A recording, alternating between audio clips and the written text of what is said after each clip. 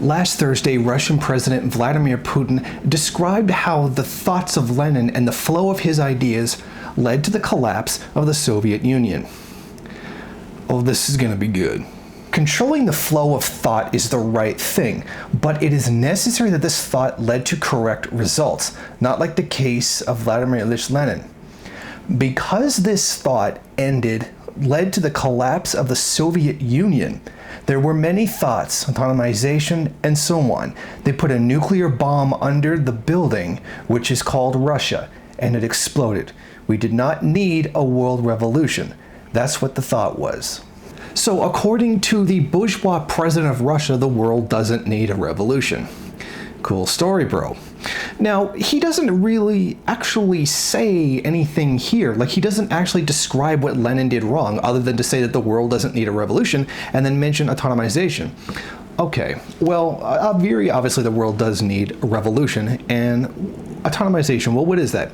Well, it's a commission that created a unification of all the Soviet republics in 1922, August 1922, where all of them would get together, all the little states, the Ukraine, etc. So the reason for doing this was so that they could plan them all according to a socialist path, so that they could cooperate. However, in the idea of Putin, this must be a bad thing. However, his criticisms continue. The ideas were good: equality, fraternity, happiness, but the practical implementation of those ideas in our country was far from what socialist utopias envisioned. Now, this is where Putin is going a bit dishonest. Was the end result the thing that ended with the Soviet Union the idea? No, it's not. But the goal that they wanted, which was never yet achieved because reactionary forces ended up sabotaging the country? Yeah, that's what happened.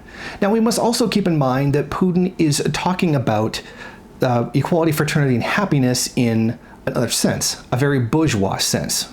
Those kinds of things that don't exist in capitalism. He's looking at it from a very nationalist point of view. Those are the things that he likes: equality, fraternity, etc., in a nationalist context, not what the goal of communism is, to be a global thing and to have real equality, not some kind of vague bourgeois notion of it. And again, Putin continues. And with what did the establishment of the Soviet authorities begin? With mass repressions, Putin said.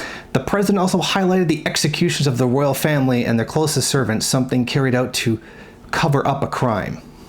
Well, that's strange because I don't recall there ever being a cover-up of the killing of the royal family. Frankly, they deserved it. They, along with a lot of the people that collaborated with them, were responsible for the deaths of millions of people for their own personal benefit and their perceived divine right to rule over people. It seems very much that what what Putin is actually saying is, please don't kill your social betters like him in case another revolution were to break out. I sincerely doubt that would happen, but it could, and I think that's what he's really trying to say. And as for these, mass repression, to put it as Lenin might have, repress who? From doing what? The enemies of the revolution? They didn't think that if they were going to try to change the whole system into a whole new thing, that there might be a repression of the old world in favor of the new? Of course there is. That's kind of why it was a civil war.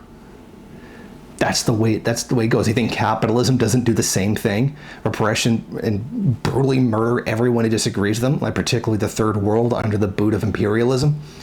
This has been totally bourgeois moralism on the side of the words of Putin. He's just completely defending his own position and trying to attack the Soviet one in order to defend his own position. Well, that's the whole point here. Now, in addition to this, there was something that I wanted to get clear myself, because the first couple of times I've explained it apparently wasn't clear enough. If I criticize Putin, it becomes, oh my God, you're siding with US imperialism, you want the US to win, blah, blah, blah. If I say something good about Putin, it is, oh my God, he's a tanky, he mindlessly supports Putin. Of course, both groups of people saying these things are stupid and dishonest. My position, which I've explained more than once, is that the point is to undermine US imperialism. If that means supporting Russia in a particular endeavor, say as it's helping Syria try to get out from underneath the boot of US imperialism, it is right to support them in this situation. Does that mean I think Putin is the best thing ever? No, absolutely not. But I understand primary and secondary contradictions, that primarily being US as the world dominant imperialist power. You know, it'd be really nice if people were actually honest about the positions that I hold and say were to criticize me for something that, you know, a position that I actually hold. But then again, we saw how the Third Worldist Debate Challenge turned out. So I just wanted to get that clear and let a lot of people get a better sense of what it is that I've been trying to say, and to clarify what Putin was saying with these words and what they mean in the particular context of him saying them. If you like this video and you'd like to see more of them, then head over to my Patreon page and show your support. Or you can go to the MRN bookstore and check out some of the latest books available. Don't forget to rate, comment, subscribe, and share on various social media.